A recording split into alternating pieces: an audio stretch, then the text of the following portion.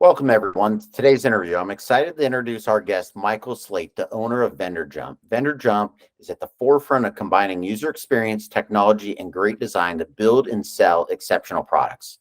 With his deep understanding of the needs of early stage tech, SaaS, and e-commerce companies, Michael and his team have made Vendor Jump the go-to platform for connecting businesses with the right vendors to fuel their growth. In this episode, we'll explore how Vendor Jump, under Michael's leadership, leverages cutting-edge technology and design principles to support startups in their journey to scale.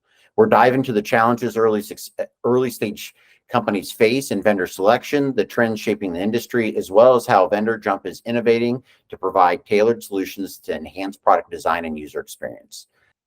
This conversation is packed with insights for anyone involved in the startup ecosystem, from founders to investors looking to understand the critical role of vendor partnerships in driving business success. I hope you enjoy. Hey, good morning, Michael. Thanks for joining me, man. Hey, thank you for having me, Steve. Appreciate it. Appreciate being Yeah, on. It's just really fun. absolutely. No, looking forward to talking to you a little bit more about Vendor Jump and a little bit about your track record and history. Maybe that's where we start. Can you share a little bit about some of your experiences in SaaS and e-commerce and the space and what inspired you to launch your company? Yeah, man. Actually went to Purdue for computer science, and out of Purdue, launched a company sort of out of my dorm room that was in the ringtone space. I don't know if everybody remembers those. I feel like a dinosaur now, even talking about it. But it's like, in the U.S. at least, nobody uses ringtones. It's all vibrate. So, which is probably a good evolution for society. But at any rate, we had about a 500,000 subscribers and 5 million users.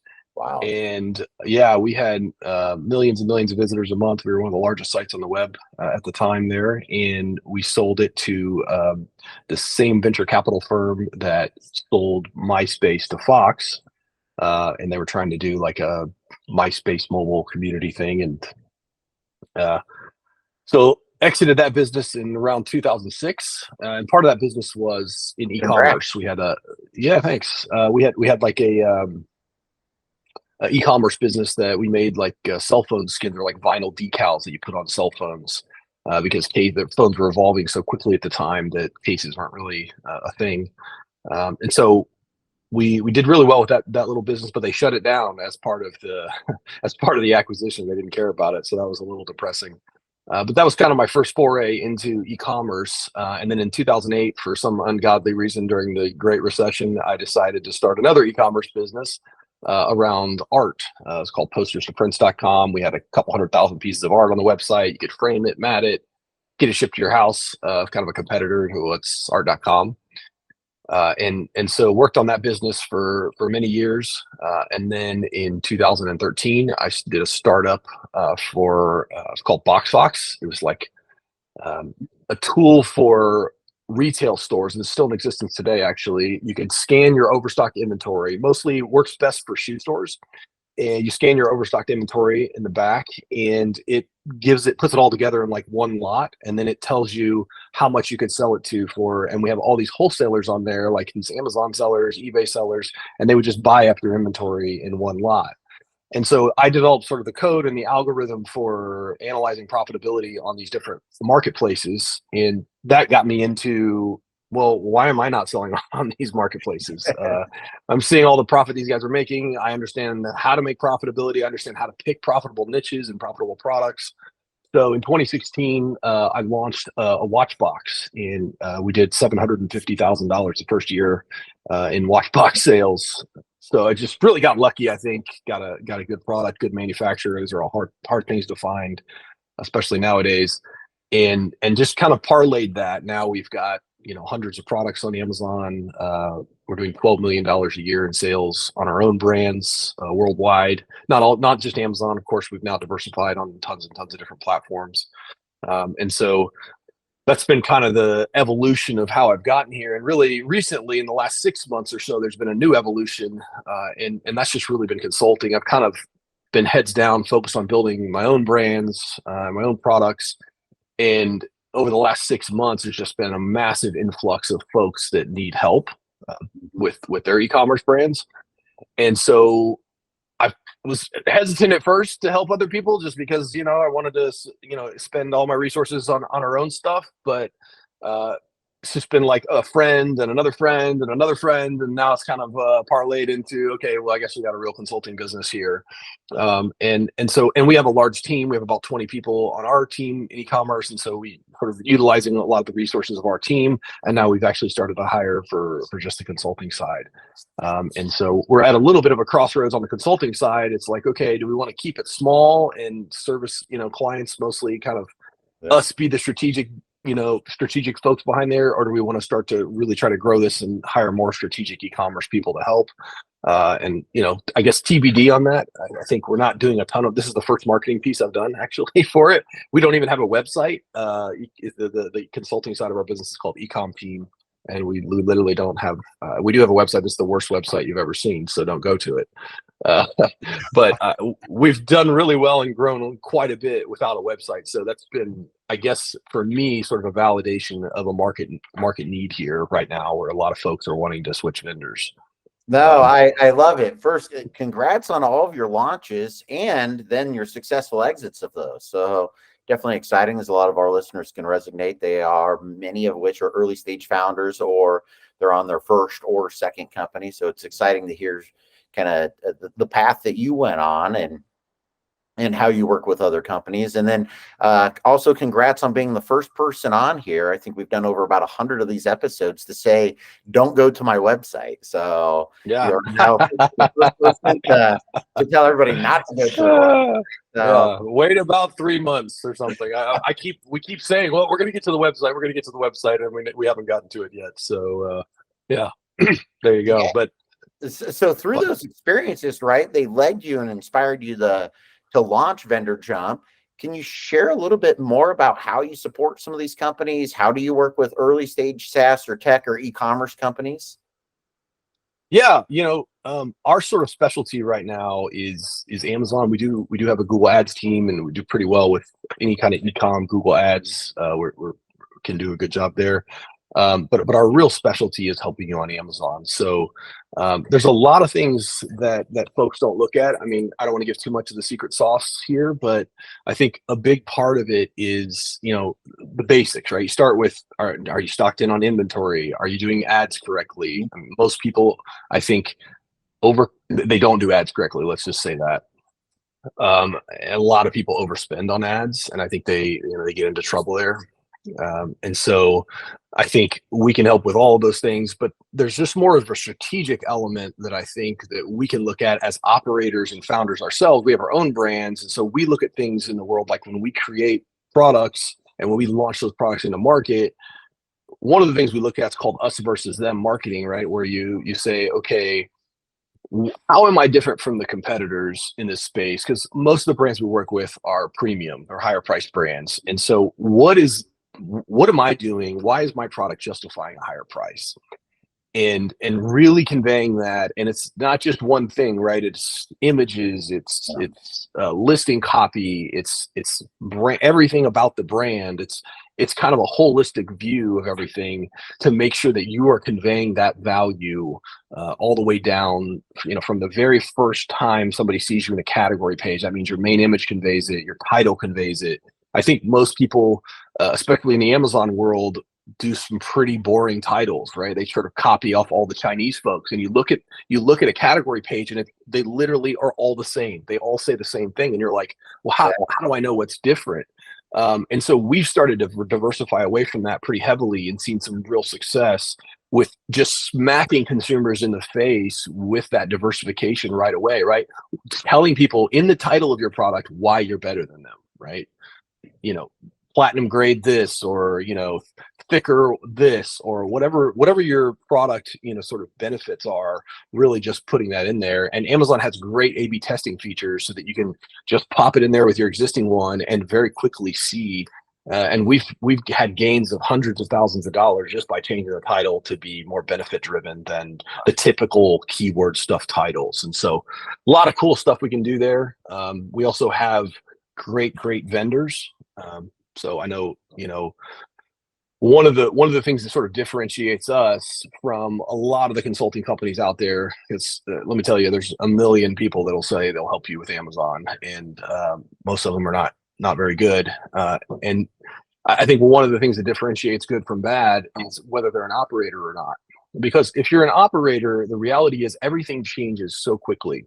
I'm talking about container costs, trucking, 3PL costs, shipping costs, from A to Z. Everything is in constant flux, especially in the last 2 years. We always joke and say that, we've been repeatedly just kicked in the nuts every single year for the last like 5 years. You're going starting at COVID, and then increased container prices and tariffs, and you just keep going and going and going. And now this year is Amazon fees. Amazon decided to raise all their fees and put, I got a lot of friends that were doing, tens of millions of dollars on Amazon, that their businesses are cut in half or lower because of these new Amazon fees. And so it just feels like every year you're getting kicked right in the nuts. And I think a true operator will have answers for those things because they will have done it themselves. They will also maybe have switched vendors, and the vendors that they're using, you could be reasonably assured that they're probably pretty good vendors because they're putting their own businesses on the line for those vendors. And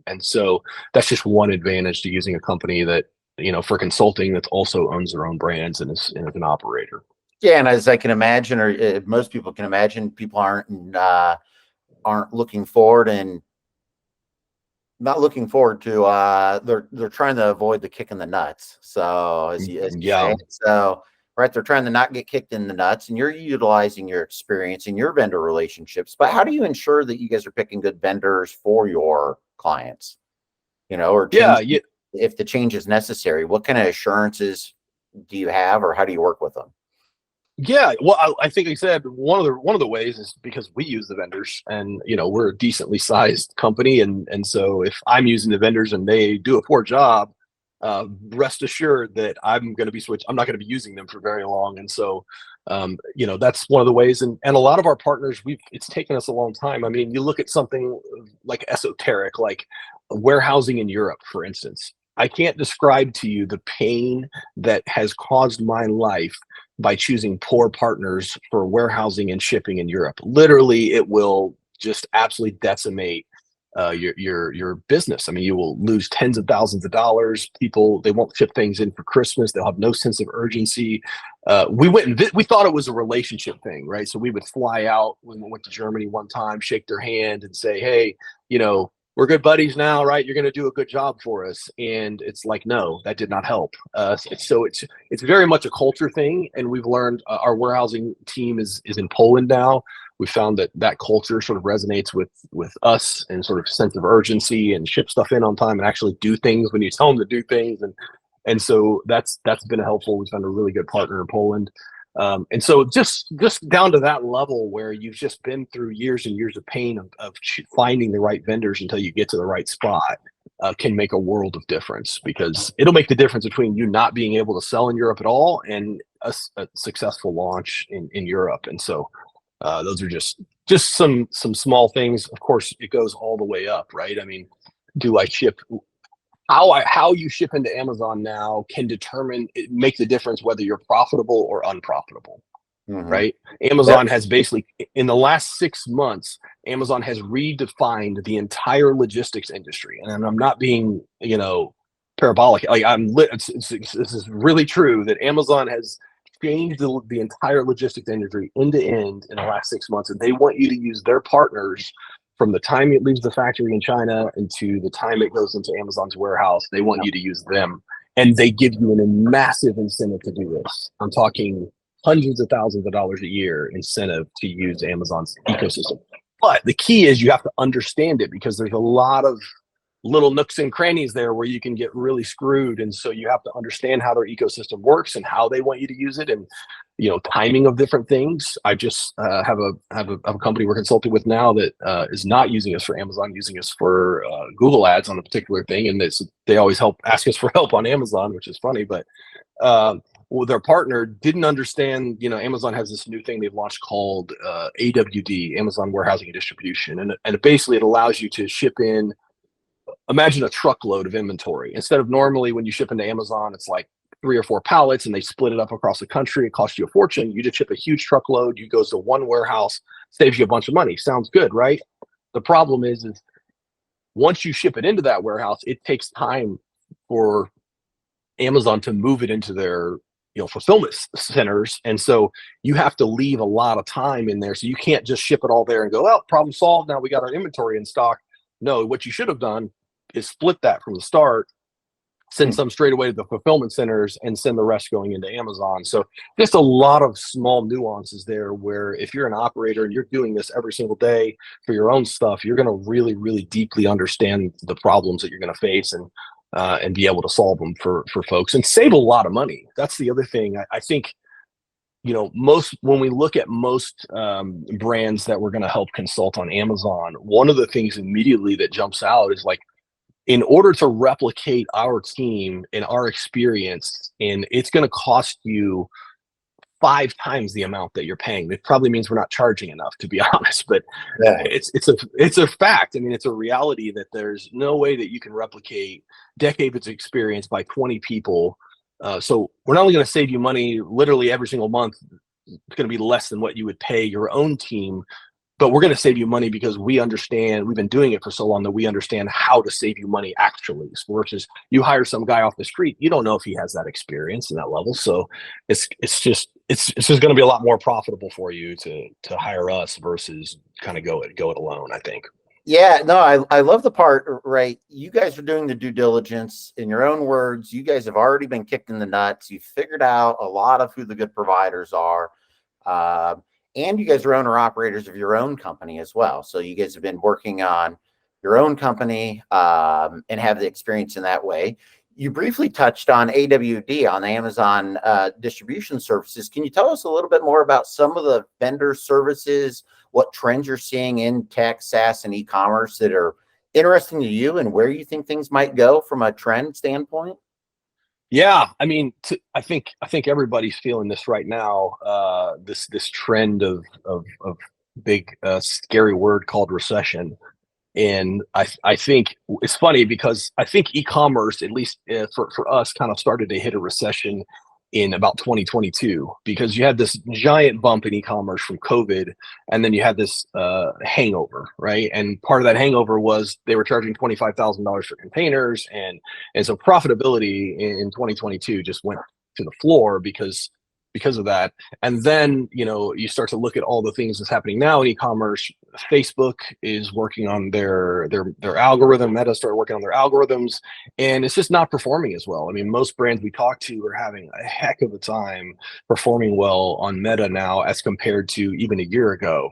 And so I think that it's just what you would call for an e-commerce recession for sure, and even almost to the extent of apocalypse. I mean, there's so many brands right now that money was really easy a few years ago. They raised too much of it, and now they're kind of going under, and or they're just zombies, right? They shouldn't be in business, but they are, and or their sales have dropped 50% because they can no longer afford to spend all that free money on Meta ads. And by the way, Meta ads aren't working as good as they used to, so it's kind of a double whammy. And so I think that's a large part why the consulting thing for us has grown so much, because in 20 and 21, it was easy, right? You just threw products up. Everybody bought everything. Everybody had stimulus money. So it was like nobody cared. They bought them expensive. You could charge whatever pricing you want. And now we're seeing consumers be pickier on prices. They're choosing the cheaper thing. You see pricing has become such a massive thing. In fact, one of our partners that we use has changed our business, I would say, just dramatically. And what they do is they use AI pricing on Amazon. So they look at your competitors, they look at demand, they look at past sales, they do a future forecast, they put all these things together. And this is not like fake AI, right? Like, I've gone deep here. These guys are sharp. They've got true machine learning people, true AI guys in there, and they are really utilizing it. And so you, of course, set your max and mins on your price, but their pricing changes every day, and it's about to start changing every hour to sort of maximize all of those things. And since we've implemented that in our own companies, we've seen in one brand, and this is it's doing about 350,000 a month on Amazon. We've seen a 21% lift in profits in that brand. Wow. And something I would never expect, right? Because really, we're not changing the price that much. I mean, we're talking maybe, it's a $65 product. They'll swing it by five to $7 each way, right? And they'll go up higher some days they'll go lower. I would say on average over the last few months, it's probably moved our price down about $2 by average on most things at that. So you wouldn't think like moving your price down $2 on a $65 product, which by the way, we're already priced 3 times higher than the equivalent Amazon Basics thing in the category. Okay. So we're already in fact, our Amazon rep was like, I've never seen such a high percentage of buyers. We looked at the demographics. 12% of our buyers make more than 250,000 a year, and like 13% of our buyers make more than 150,000 a year. So like 25% of our buyers make more than 150,000 a year, which is really high. So you're thinking, okay, this is a $65 item. Do they really care if it's $62, or $63? Is that going to make a 21% lift? Like, I would have never in my wildest dreams guessed that $2 or $3 a move in price would have done that. And it has. And I think one of my theories, it's still early days, so I'm still like formulating the theories. One of my theories is that Amazon rewards you for putting things on sale, lowering the price. So if you keep your price static, boom, no matter what it is, $65, $63, right? It's going to have a certain sales rate. And yeah, you lower it to 63, that sales rate might go up a little bit, but it's going to normalize out. But if you bounce the price around more, Amazon will go, oh, it was 65 and now it's 63. Let's push this. Let's promote this. Customers see badging. There's all kinds of like halo effects that happen when you do this. And I didn't really put it together until we started doing it. It was like, wow, this makes a huge impact. So of course, now we're rolling out across multiple consulting clients, rolling out across all of our brands. And so far, so good. We're extremely happy. The one downside is it takes 30 days of learning. So they kind of do like a randomization where they just put your price up, put your price down. And so you kind of got a little bit of wonky sales for 30 days while they're figuring that out. But once they dial it in and they start to realize what demand happens when you lower and raise your price, it gets really, really interesting.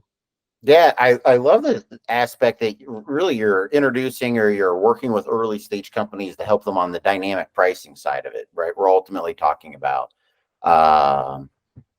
is allowing those guys to be able to set the prices dynamically so that they can enhance margins. So I'm following right along with you. No, that's definitely exciting times on how you work with these companies, right? We went from the title to even the inventory side, which for us at Intrepid, we're seeing more and more e-commerce companies almost every single day coming through with us that are looking for not just working capital, but inventory financing side of it. So we're seeing as their sales might be slowing down a little bit more, they're holding more inventory, or they're unable to finance their growth because they don't have the capital to deploy in the inventory. So we've seen quite a bit of a pickup. But seeing that you guys work with them on the marketing side and you're working with them on the pricing side of things, how do you work with a early stage company or one of these e-commerce companies from a UX or a product design side of it? Yeah, I mean, we have in our internal company, for our brands, we have 3 product designers. And if you talk to them, they're all working like there's 6 of them. So they're very, very overworked. We launched, for instance, 100 products last year with 3 designers. So, and these are all OEM products. We buy nothing off the shelf really anymore. Used to be, you go to Alibaba, you pick a product, you buy it, and you ship it on Amazon and you make some money. Those days, in my opinion, are I'm not saying it's impossible, but it's much, much harder to do that these days. And so any market we go into, we try to change the product, make it better. And so that's sort of our take. I think that product development is probably one of the most under-invested portion for e-com in the entire industry. Like, I would say most brands that I talk to they don't have a product development team. They have, maybe the founder is doing a little bit of product development, but he's like doing everything, right? He's like trying to, fix the website and this and that and the other. I get it. Yeah. Yeah. It's like right they don't have Guilty. they don't have time. Yeah, they don't have time to do product development. and or a lot of times even get down to like one of the things that we have learned is to put warranty cards in every single product so that you have that feedback loop right from the customer. So the customer will register for the warranty on your website.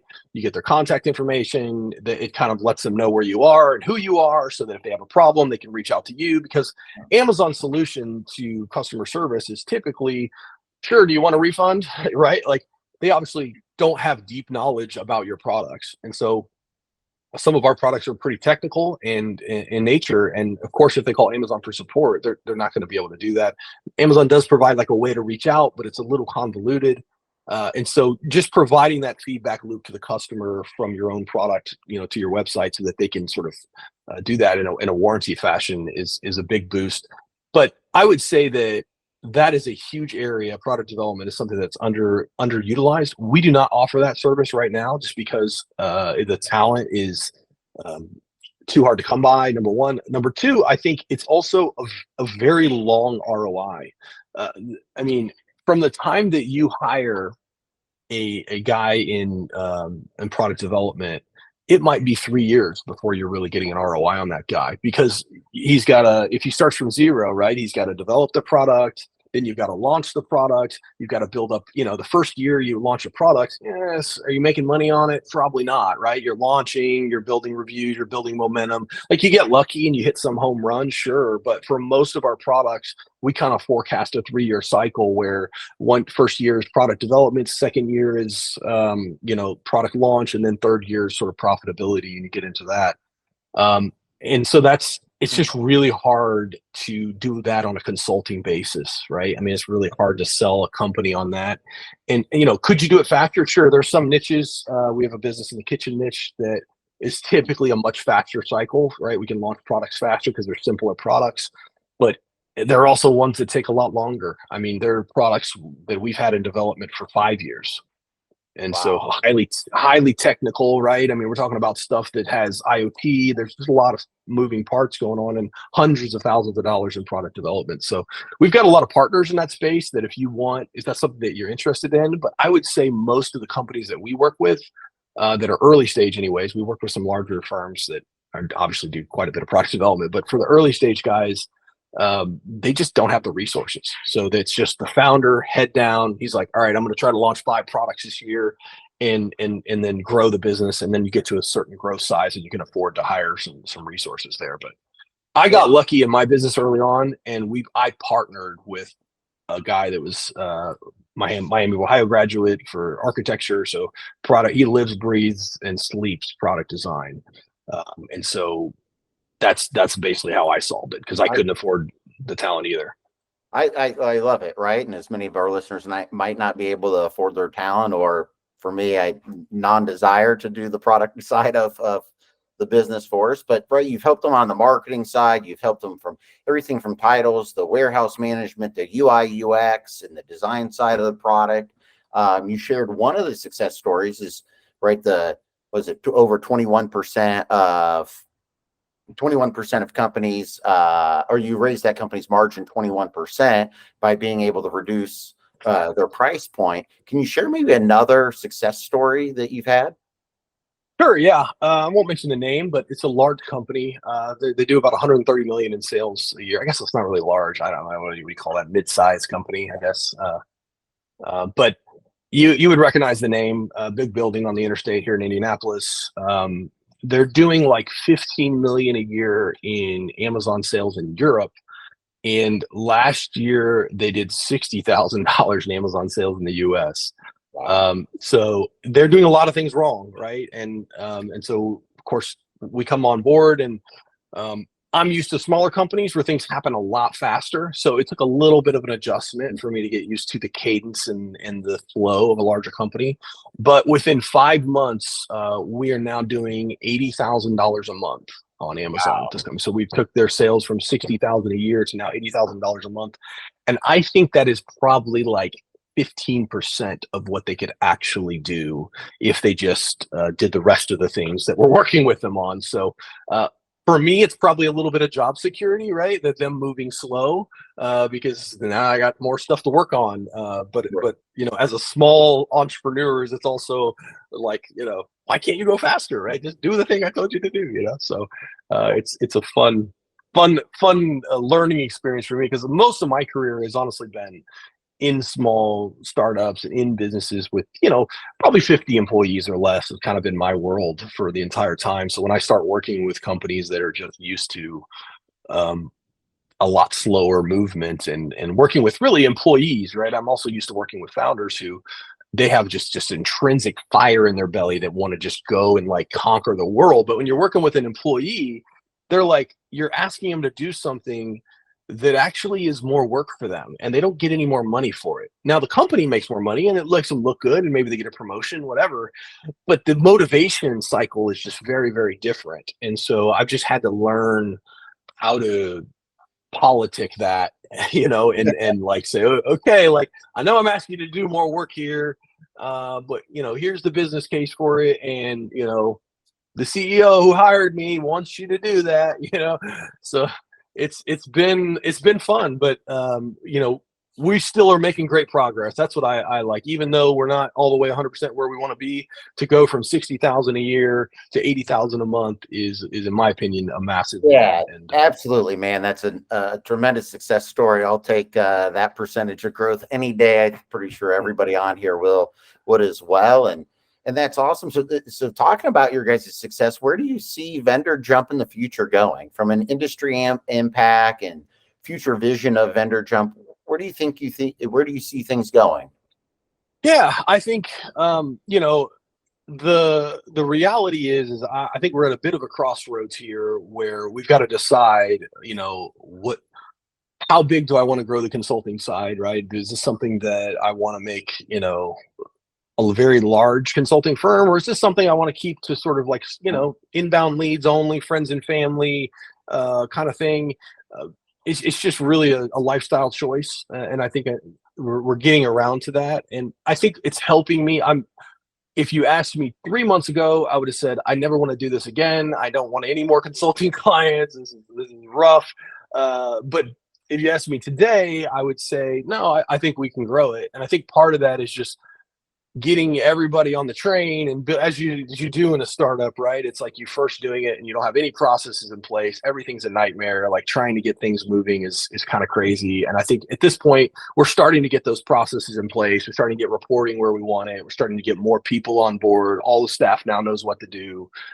We've gotten some absolutely fantastic resources, to be honest, that I may not have ever found if I wasn't doing consulting, right? Which is one of the problems we have in the product development side is marketing, because the product development guys love to build new products. But when you launch 100 products, you can't just build new products. You have to go and do all the marketing for those 100 products. And it slows them way down. So now this year we may only get to 50 or 60 products launched. And the reason is because they had to do the marketing for all those 100 products. Then they had to go back and clean up some of the, iterations on those products. And so what we've found is a resource that is an amazing marketing resource for, image creation and copy generation and all of these kinds of things, where instead of our internal team doing it, we have sort of a resource that's really scalable. And so that side of that, solving that has been great. We're in the very early stages of it, so I don't know how great it's going to be, but the early signs are it's going to be really good, and my development team is super super stoked about it. So I think for me, the future, I hope, is one where we gradually grow all sides of the business, because as we all know, fast growth is a way to kill yourself very quickly. And so I think, and especially in ecom, as you mentioned, right, you're looking to lend money, and the great thing about ecom is you love to see that sales number go up. The problem with that is, as that sales number goes up, that's the more money you have to come up with to invest in inventory. Mm-hmm. So anytime you see these super high growth companies like Gravity, Blanket, and all these guys that went from basically 0 to 50 million in 12 months, or even True Classic, those type of companies, I guarantee you, if you go and look at they'll be the customers that need to come to you, Steve, because the reality is when you're growing that fast, it's impossible for you to self-fund that money. Someone has to come to the table and bring you that money. And, Amazon has been a good partner with their Amazon lending, but they've now gotten out of the business and they're doing, pushing that off to other partners, which I think leaves a pretty big hole for guys like you to come in and fill that hole, because it's a problem. Like we intentionally are growing right now at about 20% a year on our e-com businesses and not faster, because that allows you to grow, pay for it out of your own cash, keeps a little extra cash for you to pay yourself, right? Because if you grow 40%, that pretty much all the extra cash that you're making is going right back into the business. And so you now have no cash to live on. And so 20% allows you to live on that. And, hey, if it goes a little more than that, we'll make it work, but I might be coming to talk to you. You know what I mean? Yeah, that's the part that we love. It allows our clients to be able to focus on what they do best. And that's driving sales and driving their business, while allowing us to focus on the capital constraints of the organization to help them scale. And right, it's the double-edged sword. They're scaling so fast, but they need capital to keep up with the scale or to be able to purchase inventory, which is a great and a painful day all in one. So as you know, Intrepid comes in to often finance these guys' growth, do the PO or inventory financing so they can get the orders out the door and focus on what they do best. But Michael, you're an amazing person, amazing company. If someone wants to reach out to you, how do they get a hold of you? Yeah, you can just email me, michael@vendorjump.com.